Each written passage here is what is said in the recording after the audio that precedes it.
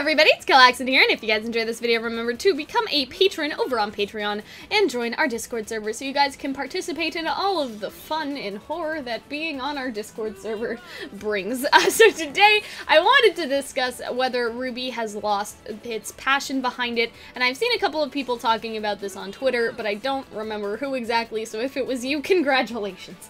But anyway, to preface this though, this isn't gonna be a video going after Miles and Carrie, but Hunter and I really want to talk about instead like the creative process and maybe why people perceive this rather than why it may be true, if that makes sense. Like, I feel like that's a big difference. Not that Miles and Carrie have lost their passion, but more of why do people feel that way, maybe what could have caused that, if that is the case, but we're not going to pretend like we know them and, you know, make an assumption like that. That will probably become a big point later on. Yeah.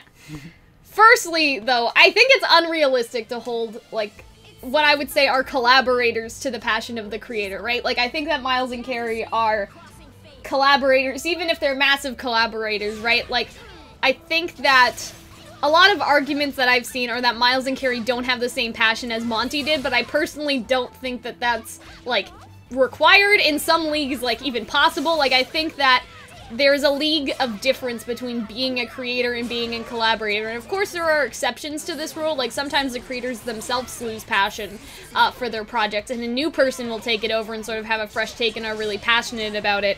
But I think that the norm is sort of like, when you create something, you have a much different experience with your work than someone who is just collaborating on it, even if you, as a collaborator, have contributed ideas or whatever.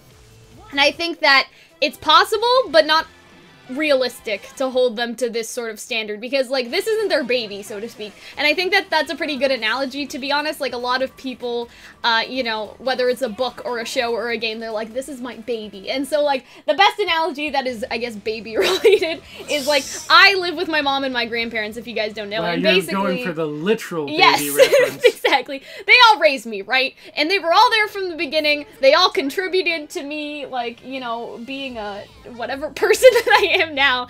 But, like, my grandparents are never gonna have the same feelings for me that my mom does, and that's okay. And to some extent, like, you know, she won't have the same feelings towards me that they do either. Like, she was the creator and they were more like collaborators on this project.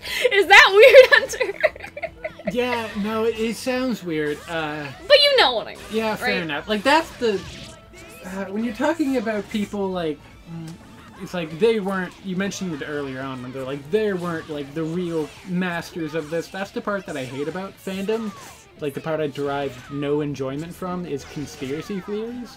And there's a lot of those in RWBY, like from the Shane Letter fanatics to the people who are convinced that Miles is waging a one-man war against Monty's original conception, whatever that is, of RWBY. There are people who are convinced that their favorite shows are being paradoxically ruined by the people who created them. And as much as I hate this attitude, I appreciate the desires that drive it.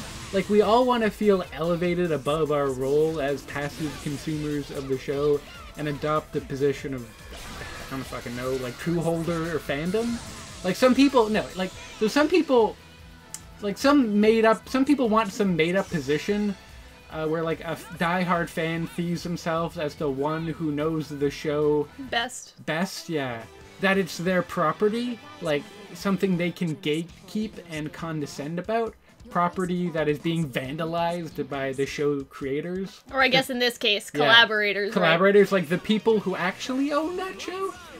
This goes beyond what you were talking about earlier, but the sense of ownership is still there when people say that Miles and Carrie's don't have the same amount of passion that Monty did.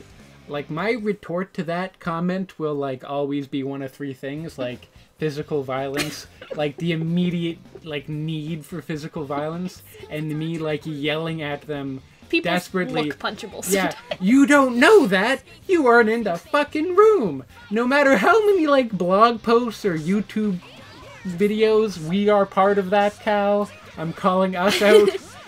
You don't know what Miles or Carrie or Monty, like, really wanted or planned or felt.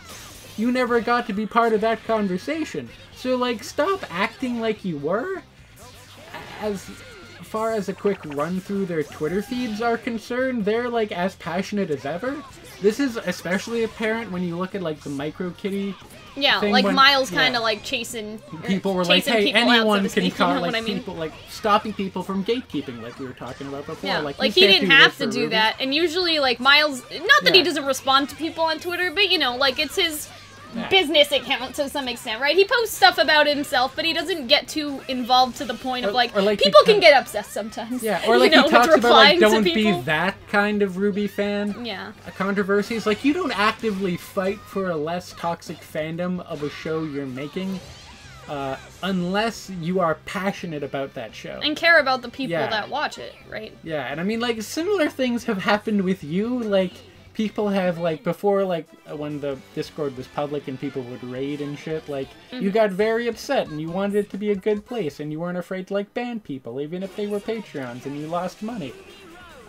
So you wouldn't have done that unless you cared about the show, and they seemed like they're okay with like telling people like, no, sit the fuck down. This is not what we want for like this, like the community surrounding RWBY, Yeah. even if it means we lose fans. Because a lot of people also are like, oh, they're just in it for the money now. But I'm like, I don't think... They would try to make it appeal to as many people as possible if that's the case, but I still don't think that it does, to some extent. Like, I still think that they're on their own Like path, it ain't right? Riverdale yet. Like, not yet.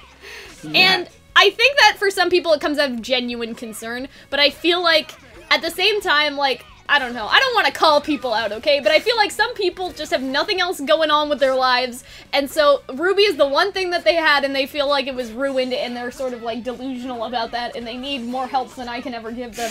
And I'm not trying to trash those people. Like, I feel bad for them, because I think it comes down to, Right, you know, our own it's bad when circumstance. you're telling people to get a life. You know what I mean? Like, you know what I mean? And I don't, like, I understand, but I think that the gatekeeping comes from trying to protect something that wasn't even yours to begin with, because whatever's going on, you're losing other things that you used to have maybe in your personal or, like, whatever life, you know what I mean? And I don't want to make that big of a judgment call, but that's literally how I've seen people defend themselves. Like, this is the only thing I have left. Well, bitch ass, sit your ass down, okay? Like, that's not our fault. But at the same time, like, I think that the other thing is that there's a perception that they're burnt out, and that can read as a loss of passion, but I don't think that that's necessarily true. Like, I think that even though that's a natural thing to think, I think that we all have to remember that we all feel burnt out with anything that we do. Like, if you guys don't know, and some of you, like, probably don't remember, but in the video that we did about the villains, that's a tongue twister right there, right? Somebody said, like, we aren't writers, right? They were talking to us, like, you aren't writers, you don't know anything. And, like, we are writers. We do write, right? And that's the only qualification you need to be a writer if we're getting technical about it, right? We may Like- not be good writers. You could challenge that. But, you know, to say that we aren't at all, but, like, you know, regardless of our skill that you guys haven't seen, so, like, don't make a judgment call on that necessarily, but, like, you guys don't understand how much, like, I felt burnt out or frustrated or entirely drained by something that I'm writing, and I just, like, sit in my room with a blanket and cry, She does that like, quite until I find the answer, and sometimes I'll wake up in the middle of the night and the answer will be there, or sometimes it's not, and I don't write for months. Like, burnt out, being nervous, or frustrated, I think all of those things just mean you care about what you're doing. Like, the only reason why you feel burnt out is because you're putting 100% into it. And if Miles and Carrie didn't feel burnt out, I think that would sort of be cause for concern, to be honest, because it would mean that, in a sense, you're not working hard enough, right? And so, I feel like that the perception that being burnt out means a lack of passion is just incorrect. Like, if anything, I think it means the opposite. And I don't know if the argument of them being burnt out necessarily, like, connects. And the other thing is that maybe they're burnt out creatively, but they're doing okay. You know what I mean? Yeah. Like, you know. I mean, I don't think they're burned out. Like, Miles and Carrie look pretty happy. Like, Miles been learning piano, shedding some pounds. Well, Like, maybe I think- that's why they gotta take Yeah. their mind off just writing. Because that's what happens. When you write 24/7, you lose your mind. Yeah, I mean, you like, know? I think Carrie tweeted about getting out of a 2-month funk. Yeah. Which I guess could be worrying, but, like, that 2 months, like, I don't even know if that runs into RWBY's production. And, like, Cal, you've been in a funk since 2014, and, like, you're still pumping out that quality RWBY content? Well, let's not call it quality, okay, but you know what enough. I mean. I think that they're trying to get into other things, like, because when you do work on something 24/7, it just drives you crazy, and it leaves you worse than you were before. That's the other thing I hate, when people are like, Miles, you shouldn't talk about anything else on your personal Twitter. Go back and work, go back in your hole, and work on the show. Like, no, you can't do that. If you, exactly, and the other thing is that social interaction.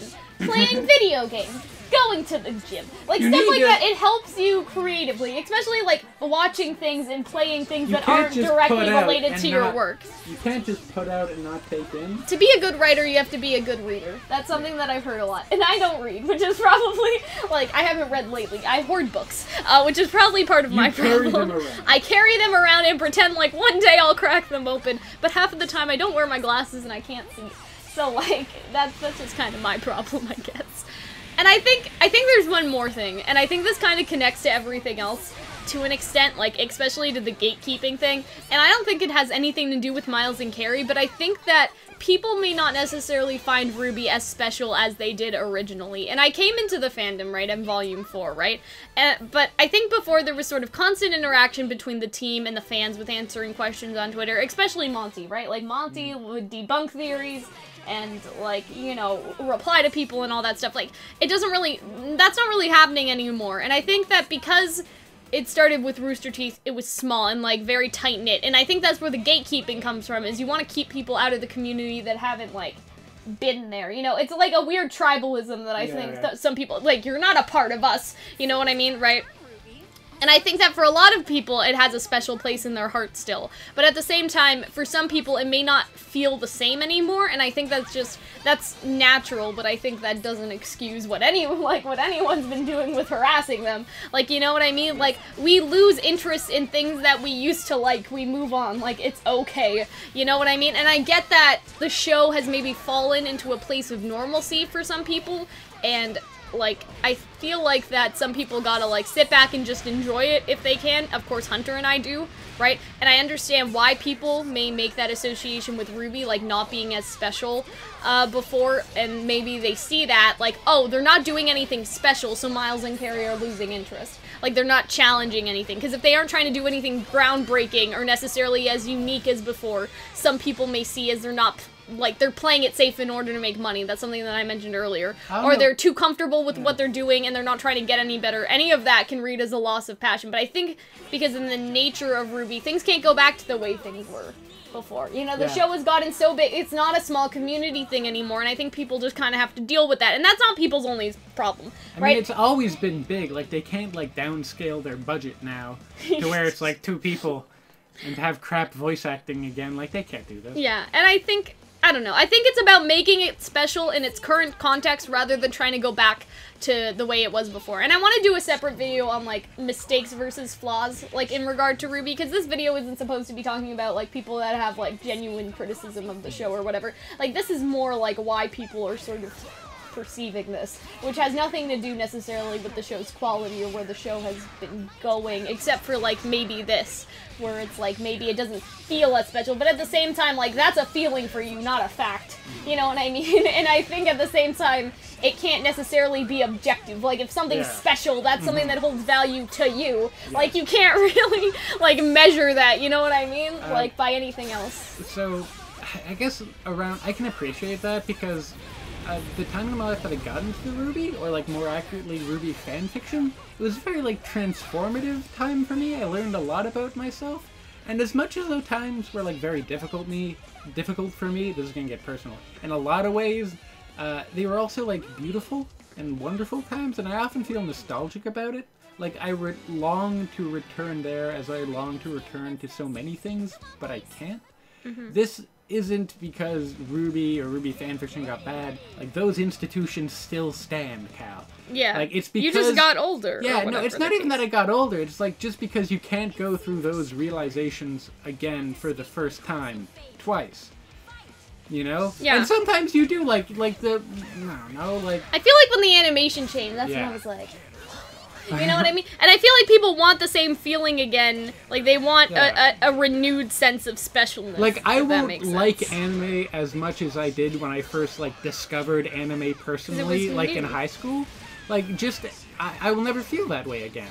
Like, just as someone won't like RWBY as much as they liked it when they first, like, discovered it on YouTube 5 years ago, which, like, side note, it's gonna be, like, 5 years since the Red trailer in July, which is fun. And that's really the other thing, is that, like, it's been a while, you know what I mean? I feel like people are getting fatigued, but I don't think blaming Miles and Carrie for that is maybe, like, necessary, you know? You just changed from, you grew out of the show? Because, like, think about 5 years ago. 5 years ago, I was...